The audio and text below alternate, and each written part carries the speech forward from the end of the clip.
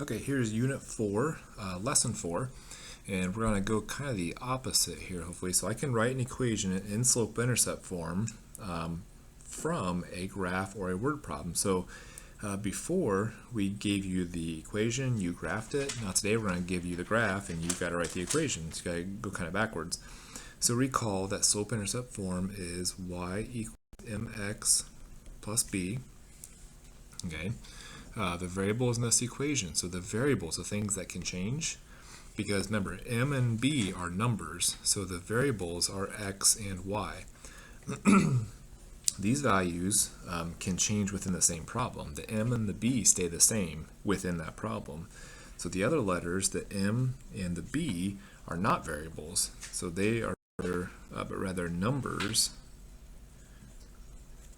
that need to be filled in for each problem. These values don't change within that same problem, so they're constant within the same problem. So therefore, in each problem, we need to find the values of m and b and plug them into our equation. Okay, so in the last lesson, not necessarily yesterday, but the last lesson we did, we started with an equation and then finished with a graph. So notice the first thing we did was we identified the slope and the intercept. So on this one, the slope is 1/3, which this is up and right, or down and left. And the y-intercept is -4. Okay, and then we identified them. Then we plotted the y-intercept. Y-intercept is -4, right there. And then we used the slope to find another point on the line. So from this point, I go up 1, right 3. And if you want to get a good idea of the pattern, just keep on with it. Down 1, left 3. Okay, and then connect those points. And you finish with a graph. Now today, we want to go kind of the opposite route though. So we want to look at this equation, look at this graph, find the equation up here. Okay, so we're going to start with a graph and finish with the equation. So first I need to identify the slope and the y-intercept from the graph. Okay, there's no equation to look at, we have to look at the graph itself. So the easiest one is the y-intercept. Okay, so the y-intercept here is it's crossing the y-axis at 2. And then the slope, I'm going to go from that point, I want to look for where am I hitting a corner again. Okay, so right there I'm hitting another corner, corner of a square. So to get from here to there, what did I do? Well, it looks like I always think up or down first. I had to go down. So I went down 3, so -3, and then I went right 2, so that's a +2. So down 3, right 2, that's a -3/2. The negative was on top, I wrote it out front. Okay. Now I'm going to insert those values in the correct spots. So y equals mx plus b. M is -3/2. B is 2. Okay. And so in the correct spots in the equation, well, I wrote it in, so now I have the equation. Okay, so how you get the m and the b is a little bit different today. You have to identify it from a graph instead of from just looking at the numbers in an equation. Okay, so let's go, let's see, write the equation line shown in slope-intercept form. So just do the y-intercept first. Okay, and we're gonna, this is some rough estimates here, so it definitely looks like it's crossing right there. It might be just a little bit above, but we're gonna see these are whole numbers. So that is at, so b is at -6. And then looking for another corner here, it sure looks like I'm on the line if I hit those corners. So from each dot to the next dot, I had to go up 2, right 1. So +2, +1. So the slope would be a +2 divided by a +1. And now write your equation. So m is 2. And then if I go plus b, well, it's -6. So I just put -6 in there. Okay. The next one looks like I'm crossing at 0. So my y-intercept is 0. I'm looking for my next dot. It looks like I'm hitting about right there and also right there. So pick any two of those points to get from one to the next. Say from this one to that one, I had to go down 1, so that's a -1, and then I had to go, it looks like right 6, so +6. Okay, so the slope would be up or down first, and then right or left. Now, if you were doing a different way, let's say I want to go from this point back to that point, you could say, well, this is actually back 6, so that'd be a -6, but then this is a +1.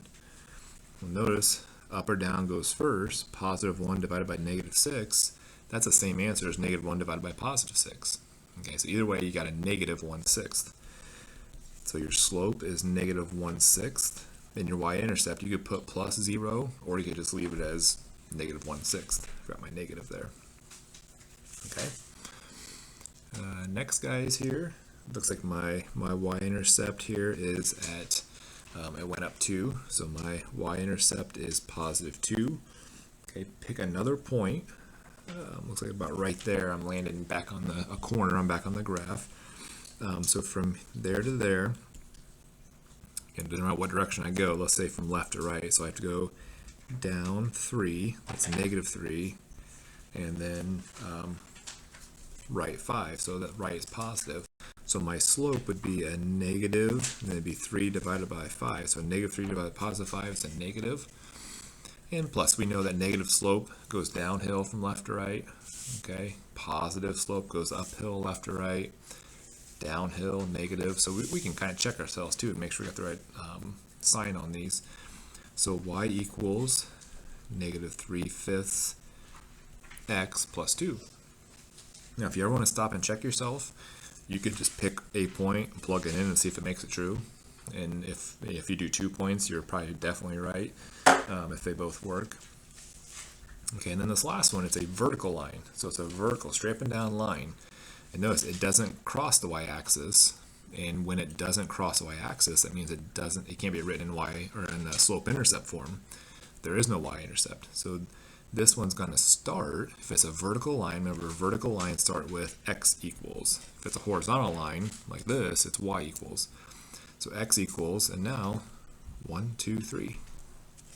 Okay, so x equals 3. And if you pick any coordinate on this line, like this coordinate right here would be 3, 4. Well, x equals 3. Doesn't matter what y equals, x equals 3. Or if I pick this one, this would be 3, -2. X equals 3. All of these points, x equals 3. Y changes, but x doesn't. Okay. Word problems. Sometimes we get scared of word problems and we just throw our hands up, but just look at these and think, like, which one has to do with how things are changing and which one has to do with where you start. Remember, B, y-intercept, represented by B, is where you begin, and then M is how things move or change. So as time goes on, how are things changing? So we got a few numbers here. It says Terrence makes $8.75 per hour. So think, is that how things are changing, or is that where you start? So does 875 have to do with a starting point, or is that how things change with time? And then assume he has $110 saved already. Does that sound like how things are changing or where he started? Okay, so on this one, this definitely seems like where he started, where he began. Okay, so he started with $110. This has to do with how things are changing, because for every hour that you add $8.75 or $8.75. So as x goes up by 1, y goes up by 8.75. So x goes up, y goes up, x goes up, y goes up. That's a slope. Okay, so slope would be 8.75. Okay, so what is the slope and what does it mean? Well, the slope is this, and that just means that for every 1 hour you work, you make $8.75. What's the y-intercept? 110. What does that mean?